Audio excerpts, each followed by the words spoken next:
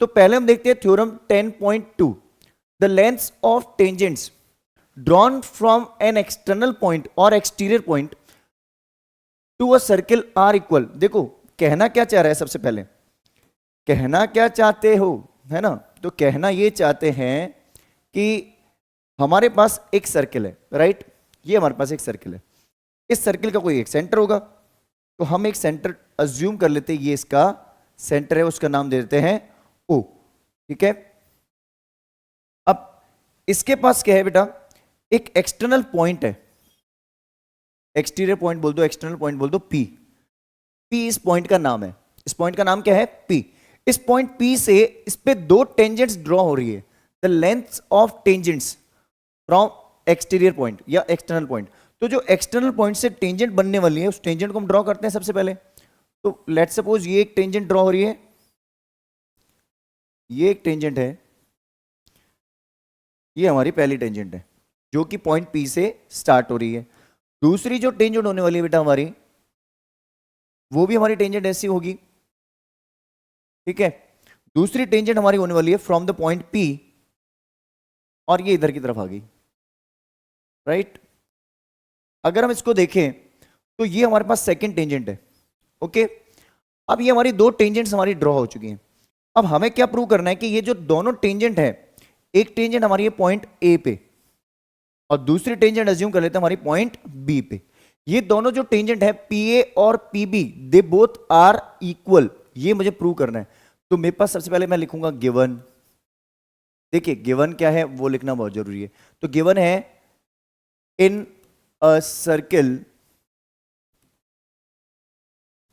with center O, with center O, tangents from external point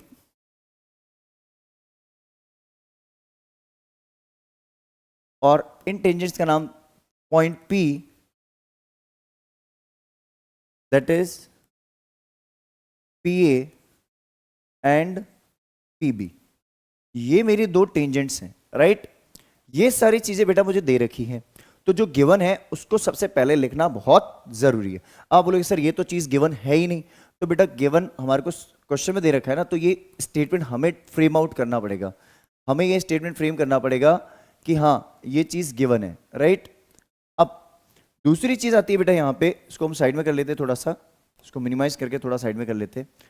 अब करना क्या है सर, इसमें हमें प्रूव करना है, टू प्रूव स्टेटमेंट जो हमारा रहेगा, to prove P A equals to P B, ये स्टेटमेंट हमारे को प्रूव करना है सबसे पहली चीज।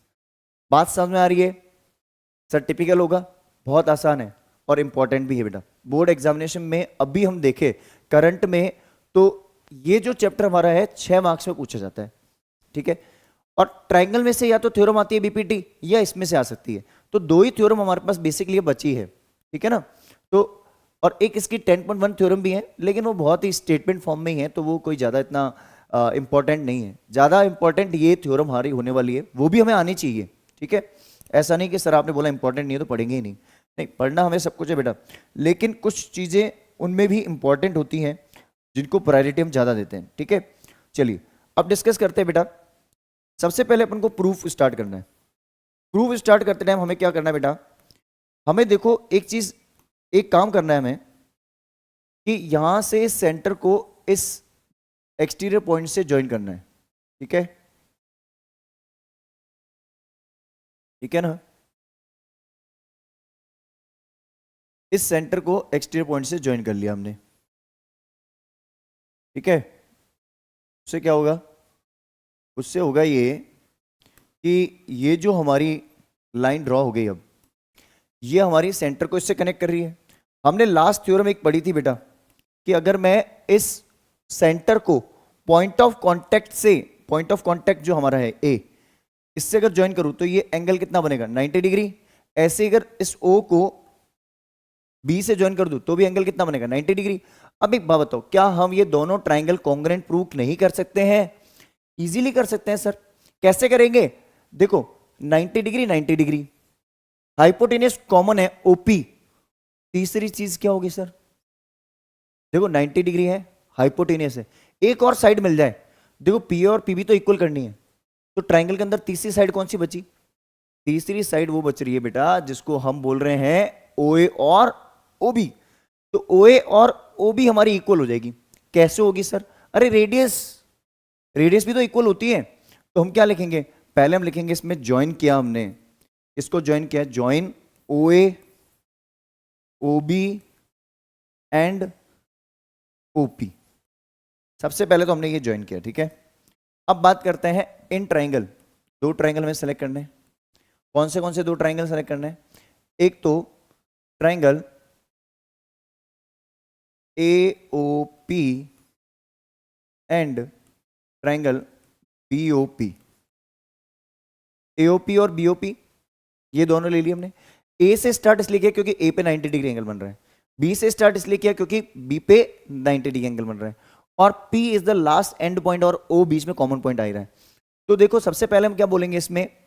AO equals to BO,